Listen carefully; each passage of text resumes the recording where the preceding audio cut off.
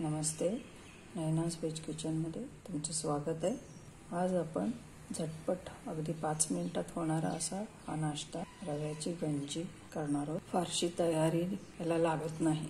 तर इथे एका पातेल्यामध्ये या भांड्याने 2 भांडी पाणी घालते। तसंच पाणी तापायच्या आधीच पाव कप रवा घालते त्याच्यामध्ये, म्हणजे या चमच्याने 3 चमचे रवा आहे। हे एका व्यक्तीला पुरण्यासारखी रवा घातला की लगेच त्याला हात फिरवायला सुरुवात करायची। पाणी अजून गार आहे, पण एकदा गरम व्हायला लागलं की रवा शिजायला लागेल आणि गाठी होईल, म्हणून आपण आधीच तो व्यवस्थित मिसळून घेतो। मधून मधून हात हलवत राहायचं म्हणजे गाठी होणार नाहीत। जसं पाणी गरम होईल तसं गंजी घट्ट व्हायला लागेल, त्यावेळेला हात हलवणं आवश्यक आहे। मी आता मीडियम हाय फ्लेम ठेवलेली आहे, लवकर पाणी उकळू दे म्हणून।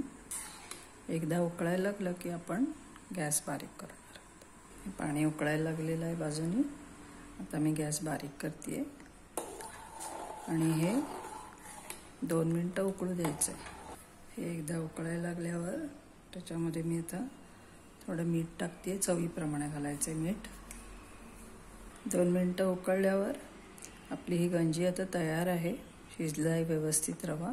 हे जसं जसं गार होईल तसं घट्ट होईल, तेव्हा तुम्हाला जर हवं असेल तर तुम्ही आणखीन पाणी घालू शकता।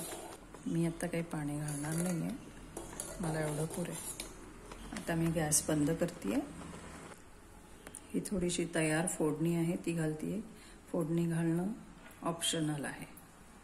ही फोडणी हवं तर तुम्ही सांडगी मिरची घालून सुद्धा करू शकता।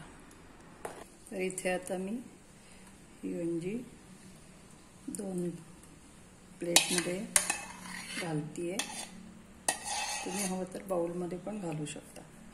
2 प्लेटमध्ये याच्यासाठी की मी हे 2 प्रकारे सर्व करते।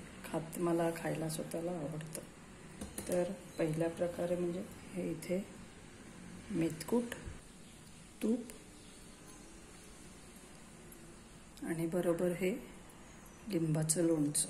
तर या प्रकारे खायला मला खूप कालवून घेऊन तूप आणि हे, तर हा एक प्रकार झाला।